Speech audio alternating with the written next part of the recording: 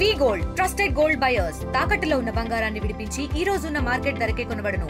మరిన్ని వివరాలకు సంప్రదించండి 7710 మరికొద్దిసేపట్లో అసెంబ్లీ సమావేశాలు మొదలవుతున్న నేపథ్యంలో ఎమ్మెల్యే గోరంట్ల బుచ్చే సోదరు మనతో అందుబాటులో మాట్లాడారు. సార్, ఎట్లా ఉండబోతుంది సార్ ఈ సమావేశాలు?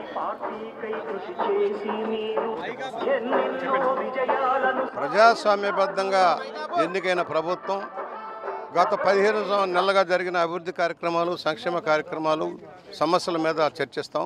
ఆర్థిక పరిస్థితి కానీ, రాష్ట్రంలో జరుగుతున్న ప్రగతి విషయం, గత ప్రభుత్వం చేసిన నిర్వాహకాల మీద కూడా మేము చర్చించడం జరుగుతుంది. నిర్మాణాత్మకమైన విమర్శలతో మేము ముందుకెళ్తాం. ప్రతిపక్షం రాకపోయినా అధికార పక్షం నుంచే సమస్యల మీద వెలుగెత్తి చాటి సమస్యల పరిష్కారం కోసం మేము కృషి చేస్తాం. ఈ రాష్ట్ర ప్రభుత్వం ఎన్నో ఇబ్బందులు ఎదుర్కొని ముందుకెళ్తుంది. గోబెల్స్ ప్రచారం, తప్పుడు ప్రచారం చేస్తున్న వైఎస్ఆర్ పార్టీకి ధీటుగా సమాధానం చెబుతాం. సభకు రమ్మంటున్నాం. సభకు రండి, చర్చండి. ప్రతిపక్ష బాధ్యత జీతాలు తీసుకోవడం కాదు, అసెంబ్లీకి వచ్చి చర్చించండి. తగిన సమయం ఇస్తాం. ఎందుకు పిరికితనంతో పారిపోతున్నాడు జగన్మోహన్ రెడ్డి? సభకు చెప్పాల్సిన అవసరం ఉంది.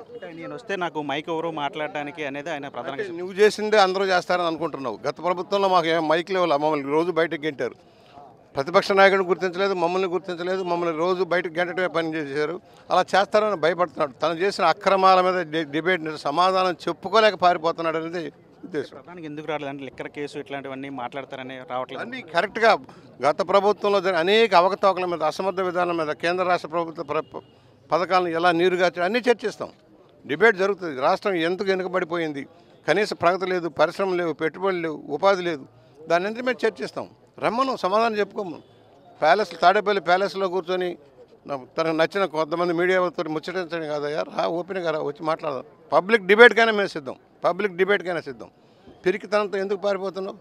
నువ్వు చేసిన తప్పులన్నీ వెలుగులోకి వస్తున్నాయి కనుక.